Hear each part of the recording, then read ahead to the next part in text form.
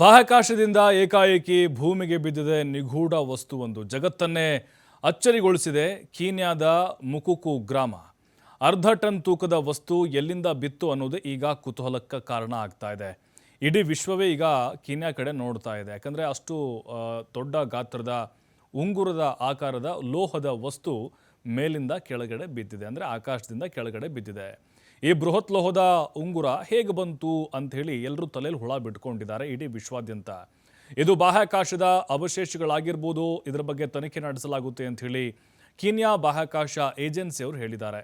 3.5 metre ಅಗಲದ ಸುಮಾರು 500 kg ತೂಕದ ಲೋಹದ ಉಂಗುರ ಬಿದ್ದಿರುವ ಬಗ್ಗೆ ಗ್ರಾಮಸ್ಥರು ಮಾಹಿತಿಯನ್ನು ಕೊಟ್ಟಿದ್ದರು. ಮೇಲ್ನೋಟಕ್ಕೆ ಇದು ಬಾಹ್ಯಾಕಾಶ ಯೋಜನೆಯ ಅವಶೇಷದಂತೆ ಕಾಣುತ್ತದೆ. ಬಾಹ್ಯಾಕಾಶ ನೌಕೆಯನ್ನು ಹೊತ್ತೊಯ್ಯುವಂತಹ ರಾಕೆಟ್ನ ಭಾಗ ಇರ್ಬೋದು ಅಂತ ಶಂಕೆ ವ್ಯಕ್ತಪಡಿಸಲಾಗಿದೆ. ದೃಶ್ಯಗಳಲ್ಲಿ ನೋಡ್ತಾ ಇದ್ದೀರಿ ನೀವು, ನೋಡಿ ಯಾವ ರೀತಿ ವೃತ್ತಾಕಾರದ್ದು ಲೋಹದ ವಸ್ತು ಇದು ನಿಗೂಢವಾಗಿ ಬಿದ್ದಿದೆ. ಕೀನ್ಯಾದ ಮುಕುಕು ಅನ್ನುವಂಥ ಒಂದು ಗ್ರಾಮದಲ್ಲಿ ಅಚ್ಚರಿ ಕಾರಣ ಆಗ್ತಾ ಇದೆ.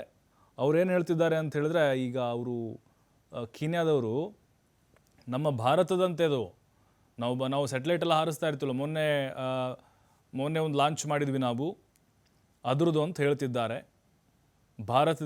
ಭಾರತ ಉಡಾವಣೆ ಮಾಡಿರುವಂತಹ ಉಪಗ್ರಹದ ಅವಶೇಷ ಅಂತ ಹೇಳ್ತಿದ್ದಾರೆ. ನಮಗೆ 100 ಶತಕೋಟಿ ಪರಿಹಾರ ಕೊಡಿ ಅಂತ ಭಾರತ ಕೇಳ್ತಿದ್ದಾರಂತೆ. ಅದರ ಜೊತೆಗೆ ಈಗ ಇದ್ರ ಬಗ್ಗೆ ಸಾಕಷ್ಟು ಚರ್ಚೆಗಳಾಗ್ತಾ ಇದೆ. ಇದು ಸುಳ್ಳು ಅಂತ ಕೆಲವೊಬ್ಬರು ಹೇಳ್ತಿದ್ದಾರೆ.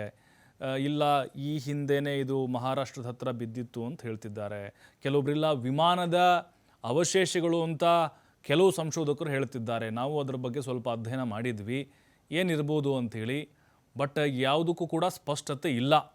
ಅಂದರೆ ಈಗ ಉಪಗ್ರಹಗಳನ್ನು ಉಡಾವಣೆ ಮಾಡುವಂಥ ಸಂದರ್ಭದಲ್ಲಿ ರಾಕೆಟನ್ನು ಬೇರ್ಪಡಿಸಲಿಕ್ಕೆ ಈ ಒಂದು ಸಾಧನವನ್ನು ಬಳಸಲಾಗುತ್ತೆ. ನೋಡಿ, ಆ್ಯಕ್ಚುಲಿ ಹೇಗಿರೋದು ಅಂತ ಹೇಳಿದ್ರೆ, ಯಾವ ರೀತಿ ಮಾನಿಟರ್ ಮಾಡ್ತಾರೆ ಅಂತ ಹೇಳಿದ್ರೆ, ಈಗ ಏನಾದರೂ ಮೇಲಿಂದ ಕೆಳಗಡೆ ವಸ್ತುಗಳು ಬೀಳಬೇಕು ಅಂತ ಹೇಳಿದ್ರೆ ಒಂದು ಸಾಗರದೊಳಗಡೆ ಬೀಳ್ತವೆ, ಅಥವಾ ಅದು ಬೀಳಬೇಕಂದ್ರೆ ಅದು ಭೂಮಿಯನ್ನು ತಲುಪುವ ವೇಳೆಗಾಗಲೇ ಅದು ಹೊತ್ತು ಉರಿದು ಹೋಗಿರುತ್ತೆ. ಈ ರೀತಿ ಸಂಶೋಧಕರು ಹೇಳ್ತಿದ್ದಾರೆ. ಬಟ್ ಇದು ವಿಮಾನದ್ದೇ ಅವಶೇಷ ಅನ್ನೋದು ಬಹುತೇಕರ ವಾದ ಆಗಿದೆ.